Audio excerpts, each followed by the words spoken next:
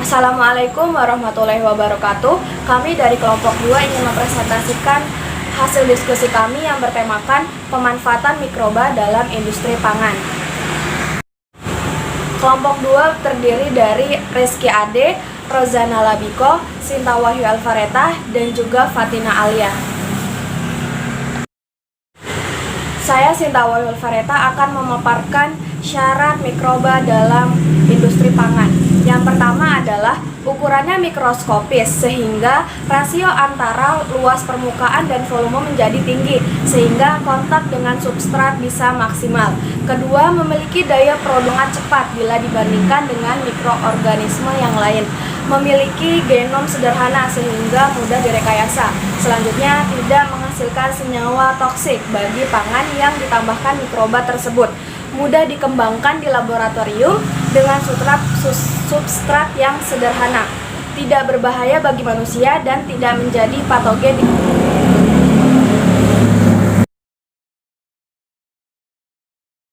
Mikroba dalam pengolahan pangan terbagi menjadi 3, yaitu ada bakteri, jamur, dan kapang. Yang pertama, bakteri. Bakteri merupakan mikroba uniseluler yang pada umumnya tidak berklorofil. Bakteri tersebar luas di alam, di dalam tanah, atmosfer, endapan lumpur, dalam lumpur laut, dan dalam tubuh hewan, manusia, maupun tumbuhan. Yang kedua, jamur.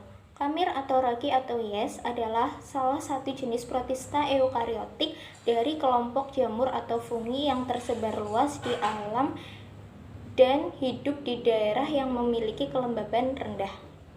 Mikroba ini tidak dapat mengolah energi sinar matahari dan umumnya hidup bebas.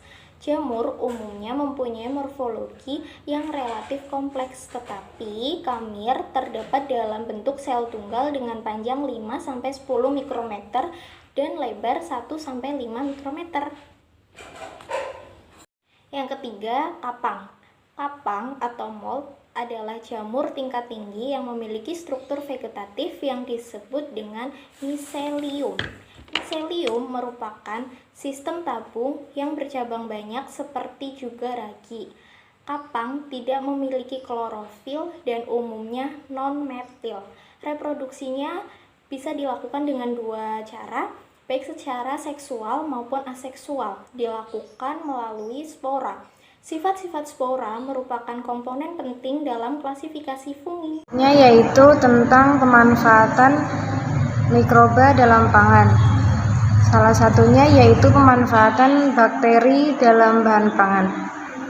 Bisa langsung dibaca sendiri. Salah satunya yaitu Acetobacter aceti yang menghasilkan metabolit asam asetat.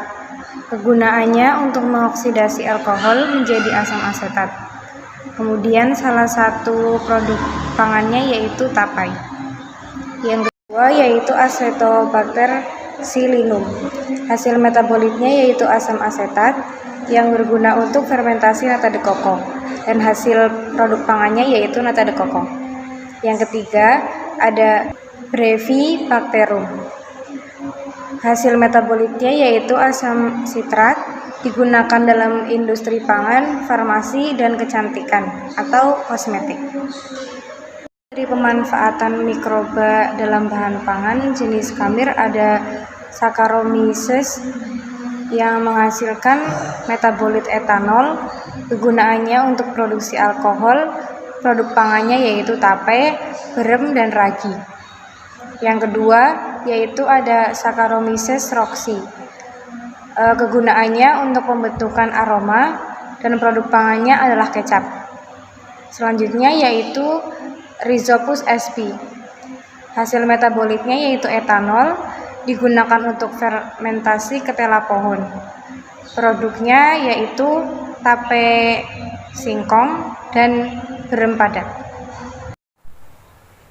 Saya Rizky Ade, saya akan menjelaskan bagian pemanfaatan kapang dalam pangan. Ada beberapa jenis kapang, diantaranya yaitu Aspergillus niger yang menghasilkan asam sitrat dalam pembuatan asam sitrat dan menghasilkan produk berupa permen dan minuman kemasan. Yang kedua ada Aspergillus oryzae yang berfungsi sebagai fermentasi kedelai dan menghasilkan tempe, kecap, dan tauco. Yang ketiga ada Aspergillus flavus yang berfungsi sebagai fermentasi kedelai dan menghasilkan tempe, kecap, dan tauco. Yang keempat ada Rhizopus oryzae yang berfungsi sebagai fermentasi kedelai dan menghasilkan tempe. Yang kelima ada Penicillium sp yang berfungsi sebagai antibiotika dan menghasilkan produk penisilin. Yang terakhir ada Monascus purpureus yang berfungsi pada fermentasi beras dan menghasilkan produk pewarna alami. Kesimpulan dari materi ini adalah mikroba dalam pangan dapat memberikan keuntungan dan manfaat yang baik untuk memaksimalkan daya pengolahan pangan menjadi lebih bervariasi melalui proses fermentasi menggunakan mikroorganisme yang bersifat non-patogen dan aman dikonsumsi manusia. Mikroorganisme juga dapat menambah angka jangka simpan bahan makanan yang telah diolah dengan mikroorganisme tertentu. Selain itu, dengan adanya pemanfaatan mikroba dalam industri pangan, juga diharapkan nantinya akan meramaikan pasar industri di Indonesia, sehingga dapat mengenalkan produk tersebut sehingga dapat dipasarkan hingga ke mancanegara, serta mengenalkan keanekaragaman buah atau bahkan berbagai olahan makanan dari Indonesia yang diharapkan dapat meramaikan ekspor sampai ke luar negeri. Sekian presentasi dari kelompok kami, kurang lebihnya mohon maaf. Wassalamualaikum warahmatullahi wabarakatuh.